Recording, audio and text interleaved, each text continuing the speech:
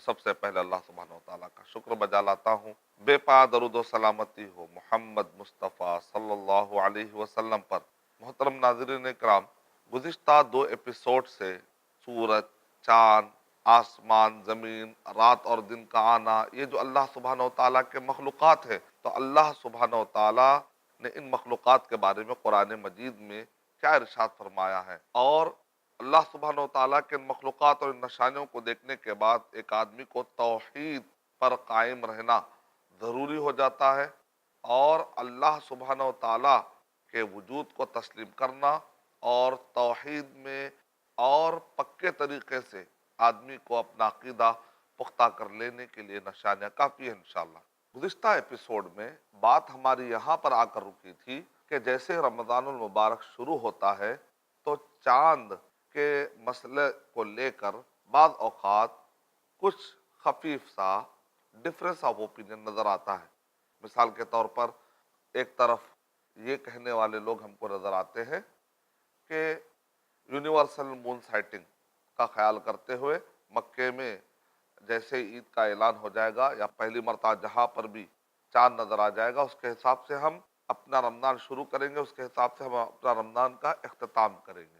اور دوسری طرف ایک اوپینین یہ نظر آتا ہے کہ ریجنل مون سائٹنگ یعنی جو ایریا ہوتا ہے اس ایریا کے حساب سے آدمی فیصلہ لے، یہ نہ دیکھے کہ دوسرے مقامات پر یا دور کے ملکوں میں کیا ہو رہا ہے، اس کو نہ دیکھے، بلکہ اپنے ریجنل مون سائٹنگ کے حساب سے آدمی فیصلہ لے۔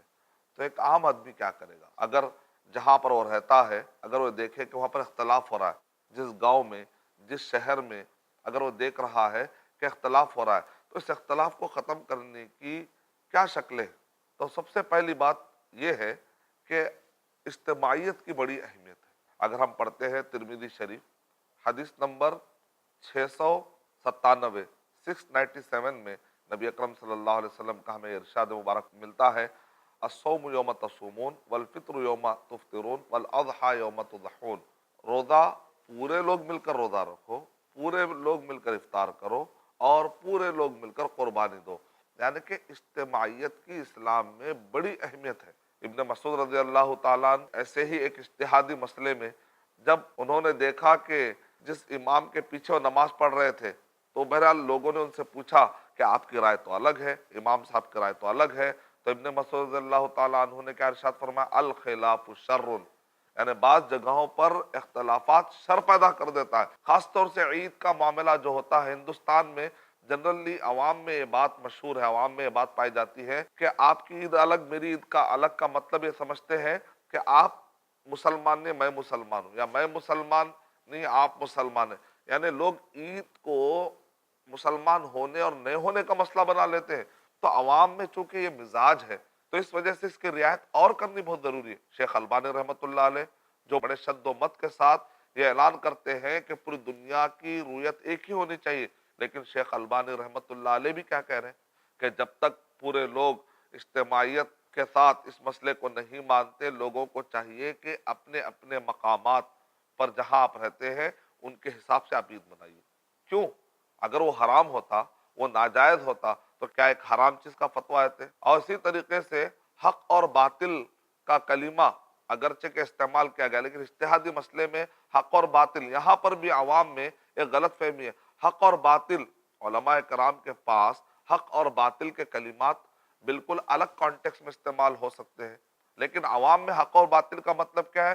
اس کو کفر اور ایمان کا مسئلہ سمجھا جاتا ہے، یعنی باطل کو مٹانے کے لیے حق کے خاطر جان دے دینی چاہیے، یہ رجحانات پائے جاتے ہیں۔ اس وجہ سے یہ مسئلہ راجح اور مرجوح، ایک آدمی کے پاس جو چیز راجح ہوتی ہے اس کو وہ حق کہہ سکتا ہے، اور بعض اوقات اس کو اتنا یقین ہوتا ہے کہ یہ مرجوح ہی ہے اور وہ اس کا کہتا ہے کہ باطل ہے، یعنی کہ وہ اس کے حساب سے وہ غلط ہے، لیکن یہ لیول کا باطل نہیں ہے کہ مجبوری میں اس پہ نہ چلا جائے۔ شیخ البانی رحمۃ اللہ علیہ کہہ رہے ہیں ان کے فتوے کے حساب سے تو راجح یہی ہے کہ یونیورسل مون سیٹنگ ہے، پوری دنیا کی ایک رویت ہونی چاہیے، لیکن اس کے باوجود بھی شیخ البانی رحمۃ اللہ علیہ کیا کہہ رہے ہیں کہ جب تک اجتماعیت قائم نہیں ہو جائے آپ کو چاہیے کہ آپ اپنے مقام کے لوگوں کا ساتھ دیں۔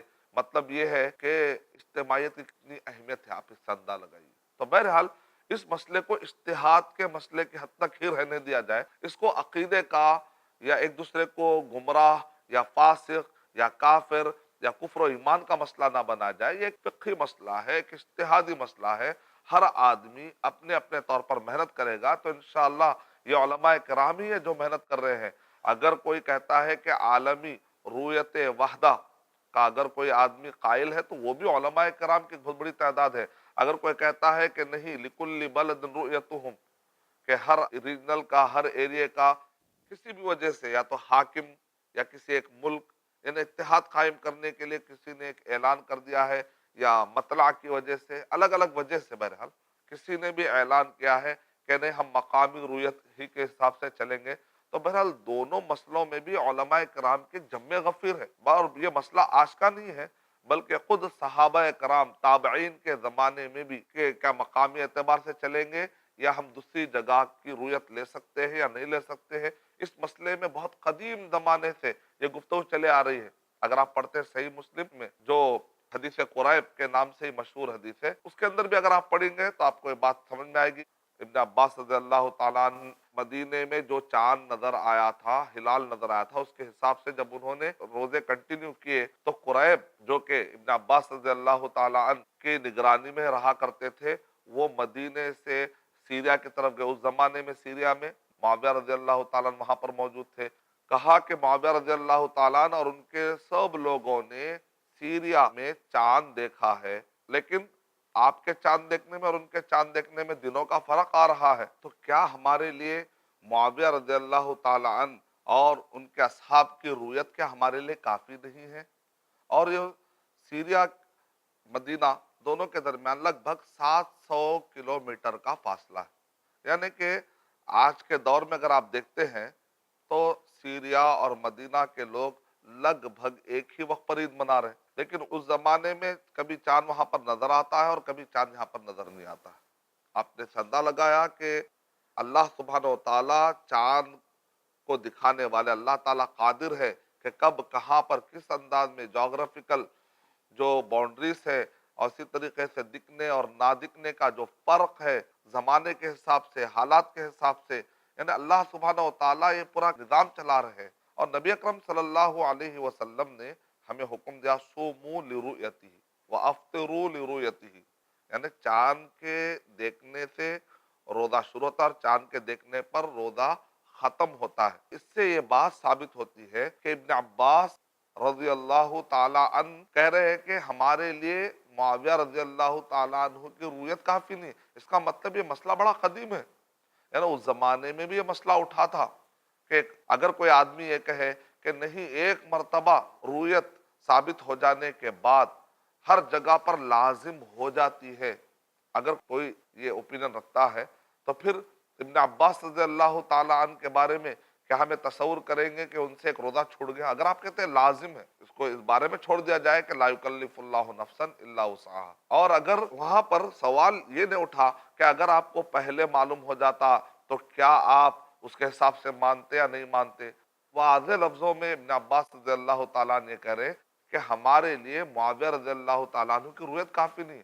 وہاں یہ ٹاپک نہیں چل رہا ہے کہ وہاں دیکھ لینے کے بعد آخر کس وجہ سے آپ نے چھوڑ دیا، کیا اس وجہ سے کیونکہ تاخیر سے آپ کو انفارمیشن ملی؟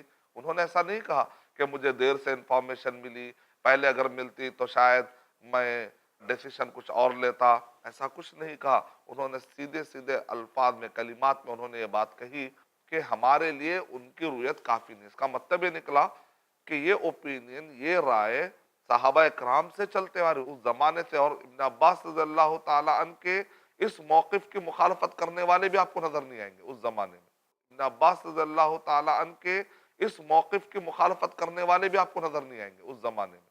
اور ابن عباس رضی اللہ تعالیٰ عنہ اپنی طرف نسبت نہیں دے رہے کہ میں نے اس کو سمجھا ہے، حالانکہ ابن عباس رضی اللہ تعالیٰ عنہ اگر سمجھتے بھی ہیں تو بعد والے لوگوں کے استنباط سے بہتر تو ابن عباس رضی اللہ تعالیٰ عنہ کا استنباط ہے، کیونکہ نبی اکرم صلی اللہ علیہ وسلم نے ابن عباس رضی اللہ تعالیٰ عنہ کے بارے میں کیا کہا؟ اللہم علمہ التنزیل وفقہہ فی التاویل، کہ اللہ تو نے قرآن مجید تنزیل کے بارے میں علم عطا کر اور ان کو تاویل کی گہرائی عطا کر۔ نبی اکرم صلی اللہ علیہ وسلم کی دعا جس صحابی کو ملی وہ صحابی کا استنباط اگر مان بھی لیجئے کہ انہوں نے استنباط کیا، تب بھی ہمارے استنباط سے، بعد والوں کے استنباط سے تو وہ استنباط میں پاور ہے، لہو حظ من القوہ، جیسا شیخ بن باز رحمۃ اللہ علیہ فرمانے کہ اس کے اندر بہت بڑی قوت پائی جاتی ہے۔ اور محدثین نے، اگر آپ پڑھ لیجئے صحیح مسلم میں، اگرچہ کہ امام مسلم رحمۃ اللہ باب نہیں باندھا، امام منذری نے مختصر صحیح مسلم میں جو باب باندھا ہے، یا اسی طریقے سے امام نووی رحمۃ اللہ علیہ نے جو باب باندھا ہے، اس کے اندر یہ لکھا ہوا ہے لکل بلد رویتہم، کہ ہر ایریے کی رویت ان کے لیے خاص ہے، یعنی دوسرے جگہ کی رویت دوسرے مقام پر حجت نہیں ہو سکتی۔ تو بہرحال میں آپ کو یہ بتانا چاہ رہا ہوں کہ اگر دو رائے ہیں تو ایسی بات نہیں کہ وہ خواہشات کی بنیاد پر ہے، ہر رائے والے کے پاس اپنی دلیلیں ہیں۔ اگر کوئی کہتا ہے کہ نہیں یونیورسل مون سائٹنگ ہونا چاہیے تو ان کے پاس بھی ایک دلیل ہے، سومو لرؤیتہ وافطروا لرؤیتہ، یعنی سومو ظاہر بات ہے یہ پورے امت کے لیے ہے، پورے انسانوں کے لیے ہے، یہ عموم ہے، اور الامر یدل علی الوجوب، ایک امر ہوتا ہے تو اس سے واجب ثابت ہوتا ہے، اور اس کے اندر جو عموم ہے وہ سارا عموم اپنے عموم پر قائم رہے گا۔ لیکن پھر دوسری طرف اصولی نقطہ یہ ہے کہ الامر یدل علی الوجوب، یقیناً امر کا صیغہ نبی اکرم صلی اللہ علیہ وسلم کوئی چیز کا حکم دیتے ہیں تو اس سے چیز واجب ہو جاتی ہے، لیکن اصول ابھی کنٹینیو ہو رہا ہے، الا اذا دلت قرینۃ صارفہ، لیکن اگر کوئی ایسا قرینہ آ جائے جو اس کے وجوب کو پھیر دیتا ہے تو پھر وہ وجوب ختم ہو کے اس کے اندر واجب کا معنی ختم ہو جاتا ہے۔ تو اگر قریب والی روایت پر اگر آپ غور کرتے صحیح مسلم کے مطابق تو ہاکذا امرنا، وہاں پر بھی تو نسبت محمد صلی اللہ علیہ وسلم کی طرف ہو رہی ہے، اور ابن عباس رضی اللہ تعالیٰ عنہ کہہ رہے کہ ہم معاویہ رضی اللہ تعالیٰ کی رویت کو ہم کافی نہیں سمجھتے۔ تو یہ قرینہ کیا کافی نہیں ہے کہ ایک وجوب کو پھیرنے کے لیے؟ تو ظاہر بات ہے دوسری طرف بھی اوپینینس ہے۔ تو جو حضرات، جو اوپینین رکھنے والے، رائے رکھنے والے یہ کہتے ہیں کہ ہر ایک کو اپنے اپنے مقام کے حساب سے چھوڑ دینا چاہیے، تو ان کے دلائل بھی پاورفل نظر آتے ہیں، اور جو عمومی طور پر جو حضرات اس بات کے قائل ہیں کہ نہیں سب کی رویت ایک ہی ہونی چاہیے، ان کے بھی دلائل الحمدللہ دونوں طرف بھی علماء کرام ہیں۔ اور جو فرق کے قائل ہیں، رویت وحدہ کے قائل نہیں ہے، تو آپ دیکھیں سورج پر غور کریے، آپ مثال کے طور پر سورج جو غروب ہوتا ہے اور جو ٹائمنگ زون ہے انڈیا کے اور سعودی عرب کے، اگر آپ دیکھیں تو لگ بھگ 2.5 گھنٹے کا فرق ہو جاتا ہے۔ اور ابن عثیمین رحمۃ اللہ علیہ فرما رہے ہیں جب آپ نے سورج کے فرق کو مان لیا اور آپ اپنے اپنے حساب سے، لوگ ظہر پڑھتے ہیں، عصر پڑھتے ہیں، کسی نے یہ نہیں کہا کہ مکے کے ٹائم کے حساب سے ظہر پڑھی جائے گی، مکے کے ٹائم کے حساب سے عصر پڑھی جائے گی۔ تو اسی طریقے سے جب آپ نے سورج کے فرق کو تسلیم کر لیا، جبکہ نبی اکرم صلی اللہ علیہ وسلم نے یہ بھی کہا نا، اگر یہاں سے سورج طلوع ہو جائے اور سورج یہاں پر غروب ہو جائے تو فقد افطر الصائم، تو روزے دار کے روزہ کھولنے کا ٹائم آ گیا۔ تو نبی اکرم صلی اللہ علیہ وسلم جس وقت پر یہ جملہ کہہ رہے تھے تو اس وقت پر پوری دنیا کے لیے کہہ رہے ہیں یا سامعین کرام وہاں پر محدود تھے؟ وہ سامعین تھے جو عرب میں اور مکے میں رہا کر رہے تھے، جن کو معلوم تھا کہ سورج کب ڈوبے گا، تو ظاہر بات ہے اس کے مخاطبین محدود ہی ہیں، اس کو عام نہ کر دیا جائے۔ دیکھیں دلائل تو دو طرف بھی ہیں۔ تو یہ جو فرق ہے، مثال کے طور پہ کوئی آدمی یہ کہہ سکتا ہے کہ نہیں اس زمانے میں ٹیکنالوجی نہیں تھی، اس زمانے میں وسائل نہیں تھے، اگر وسائل ہوتے تو دیکھیں اپنی طرف سے قیاس یا اپنی طرف سے کوئی خیال لاتے اور کہتے ہیں یہ دلیل دلیل نہیں۔ آپ کا ایک سوال سوال ہی ہے، سوال دلیل نہیں بن سکتا، سوال کو سوال کی حد تک ہی رہنے دیا جائے۔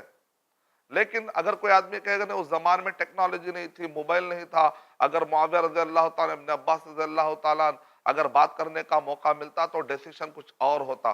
میرے بھائی حدیث میں الفاظ بہت ہی واضح ہے کہ اگر مجھے پہلے پتا چل جاتا تو میرا ڈیسیشن کچھ اور ہوتا، ایسا کچھ بھی نہیں ہے، یہ آپ کے اپنے الفاظ ہیں۔ صحیح مسلم کی روایت میں یہ ہے کہ ہمارے لیے ان کی رویت کافی نہیں ہے۔ ابن عباس رضی اللہ تعالیٰ سے کسی نے یہ نہیں کہا کہ آپ معلومات ہونے کے باوجود بھی ایک روزے کی قضا نہیں دے رہے ہیں۔ کیا کوئی آدمی یہ کہے گا کہ ابن عباس رضی اللہ تعالیٰ دنیا سے چلے گئے اور ان کے سر پر ایک روزے کی قضا ہے؟ کیا کوئی آدمی ایسا کہہ سکتا ہے؟ کیونکہ ان کو معلوم ہونے کے باوجود ایک رویت معلوم ہوتے ہی سب پر لازم ہو جاتی ہے۔ اب اگر لوگ یہ کہتے ہیں کہ نہیں اس زمانے میں ٹیکنالوجی نہیں تھی، تو ہم یہ کہیں گے کہ شاید کہ آپ کو برد کا اندازہ نہیں ہے. آپ برد، اس زمانے میں برد کا ایک سسٹم پایا جاتا تھا. برد کا مطلب ہوتا ہے کہ فاسٹ، تیز بھاگنے والا گھوڑا متعین کیا جاتا تھا، اور تیز خبریں لانے کا سلسلہ اس زمانے میں تھا. Guinness book of world record کے مطابق یہ ہے کہ ایک گھوڑا 1 گھنٹے میں لگ بھگ 60 سے 70 کلومیٹر بھاگ سکتا ہے. یعنی کم سے کم 60، یعنی کہ 75 کلومیٹر، 80 کلومیٹر تک بھاگ سکتا ہے. لیکن اگر پہاڑ اور پتھریلے علاقے ہوں تو ایسے اوپر وہ 60 کلومیٹر بھاگ سکتا ہے، 50 سے 60. اب مان لیجئے کہ اگر نبی اکرم صلی اللہ علیہ وسلم اس زمانے میں، آپ نے کیا کہا، صحیح بخاری حدیث نمبر 1906 اور 1909 میں، 1906 میں نبی اکرم صلی اللہ علیہ وسلم کا ہمیں فرمان ملتا ہے فَإِنْ غُبِّ عَلَيْكُمْ، اگر بادل چھا جائیں تو کیا کرو.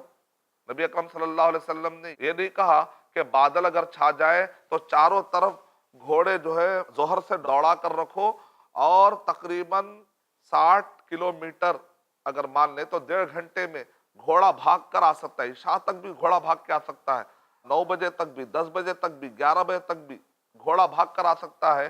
اگر 1.5 گھنٹہ مسلسل گھوڑا اگر چلے گا تو لگ بھگ 60 سے 70 کلومیٹر، 80 کلومیٹر، اگر 90 کلومیٹر بھی کور کر لیتا ہے تو آپ کو معلوم ہے کہ بعض اوقات میں حیدرآباد میں کئی مرتبہ دیکھتا ہوں کہ ایک ایریے میں حیدرآباد کا جو پورا ہے 30 کلومیٹر، 40 کلومیٹر، ایک جگہ پر بارش خوب پڑتی ہے، حیدرآباد کے دوسرے حصے میں بارش پڑتی نہیں ہے. لوگ کہتے ہیں کہ آپ کے پاس بارش ہو رہی ہے. میں جب حیدرآباد کے دوسرے ایریا والوں سے پوچھتا ہوں تو لوگ کہتے ہیں ہمارا تو بارش ہی نہیں ہوئی. مطلب کیا نکلا، 20 30 کلومیٹر کے فاصلے میں موسم چینج ہو سکتا ہے. بادل آپ کو جو نظر آئے دوسرے پہ بادل نظر نہیں آ سکتے، ضروری نہیں ہے. ہاں بعض اوقات لمبا لمبا ایریا بادل میں ہو سکتا ہے، لیکن ہمیشہ ایسا ہونا کوئی ضروری نہیں ہے. خاص طور سے مکے کا موسم، عرب کا موسم، تو آپ جانتے ہیں کہ وہاں پر بادل کے کنڈیشن کتنے ریئر پائے جاتے ہیں. اور اگر آپ مان بھی لے، اگر آپ یہ کہہ بھی لے کہ بادل کے حساب سے نبی اکرم صلی اللہ علیہ وسلم نے کیا ارشاد فرمایا، جیسے ہی بادل ہو جائے تو سمپل آپ یہ کریں کہ شعبان کو آپ 30 کر لے، وہ دن مکمل کرے، شعبان ہی کاؤنٹ کر لے، رمضان ابھی شروع نہیں ہوا. کتنا آسانی سے مسئلہ حل ہو گیا. آپ نے یہ نہیں کہا کہ چاروں طرف گھوڑے بھگائے جائیں، اور مغرب میں جیسے ہی اگر کوئی کہیں پر بھی چاروں طرف میں کہیں نہ کہیں تو بادل چھٹے گا تو لہٰذا وہاں کی خبر لا کر دے. نبی اکرم صلی اللہ علیہ وسلم نے ایسا تکلف نہیں کیا. مطلب یہ ہے کہ دوسری جگہ کی خبریں لینا آپشن ہے، اختیاری ہے.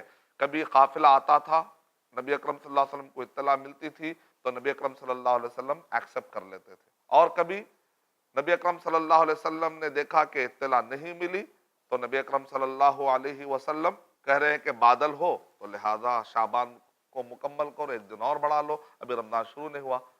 ابن عباس رضی اللہ تعالی زمانے میں اطلاع نہیں ملی، انہوں نے روزہ کنٹینیو کر لیا.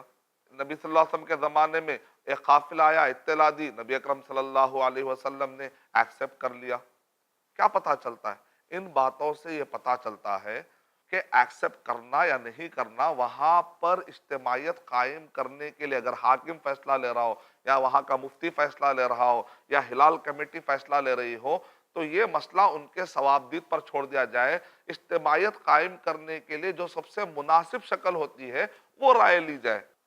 تو مسئلہ آپ انفرادی طور پر، اکیڈمک لیول پر آپ اپنے طور پر ایک رائے رکھ سکتے ہیں، لیکن جب عمل کا مسئلہ آئے گا تو ایسے وقت پر اجتماعیت کا ساتھ دے. یعنی کہ 3 اوپینین ہو گئے. ایک یہ ہے کہ آدمی کو یہ کہے کہ میں عالمی رویت واحدہ کا قائل ہوں، آپ ہو سکتے ہیں، دلائل ہے، علماء کی بہت بڑی تعداد ہے. ایک آدمی کہتا ہے نہیں میں مقامی رویت کا قائل ہوں، آپ بھی یہ رائے رکھ سکتے ہیں. یونٹی آنے کا ایک طریقہ یہ ہے کہ آپ اپنی انفرادی رائے کی قربانی دیجئے. اجتماعیت کے قیام کے لیے جس مقام پہ آپ رہتے ہیں وہاں کی میجارٹی کو فالو کر لینے سے اجتماعیت آ جا سکتی ہے تو الحمدللہ آپ میجارٹی کا ساتھ دیجئے. لیکن وہاں کی مائنارٹی کے دلائل سے اگر میجارٹی مطمئن ہو کر پورے مان لیتے ہیں تب بھی کوئی گنجائش نہیں. بہرحال اجتماعیت قائم ہونی چاہیے. اینڈ میں چند لوگوں کے اختلافات کی وجہ سے اختلاف کا ماحول اور ایک بڑا گھمبیر مسئلہ بن رہا ہے تو وہ چند لوگوں کو چاہیے کہ اپنے رائے کی قربانی دے، چاہے وہ جس اوپینین کے بھی قائل ہوں. تو یہ ہے میری باتوں کا چند خلاصے، ویسے تو اور بھی دلیل ہے، فمن شہیدہ منکم الشہر، اس سے بھی استدلال کیا ہے، استدلالات بہت اپنے اس کی طویل اپنی جگہ پر کتابوں میں اس کو آپ پڑھ سکتے ہیں۔ میں نے آسان انداز میں عوام الناس کے لیے ایک سبق دینے کی میں نے کوشش کی ہے کہ انفراد رائے کی قربانی اور اجتماعیت کا ساتھ دیتے ہوئے اتحاد کی مثال قائم کرنا، اس مسئلے کا یہی حل ہے انشاءاللہ۔ واللہ عالم بالصواب، اللہ تعالیٰ بہتر جانتے ہیں۔ میں اللہ تعالیٰ سے دعا کرتا ہوں کہ اللہ سبحانہ و تعالیٰ ہمیں ہر سال رمضان المبارک مل جل کر اجتماعیت کی حالت میں منانے والا بنائے، اور ایسا کام کرنے سے ہم کو اللہ سبحانہ و تعالیٰ بچائے جو قرآن اور صحیح حدیث کے خلاف ہو۔ آمین، واخر دعوانا الحمدللہ رب العالمین۔ السلام علیکم ورحمۃ اللہ وبرکاتہ۔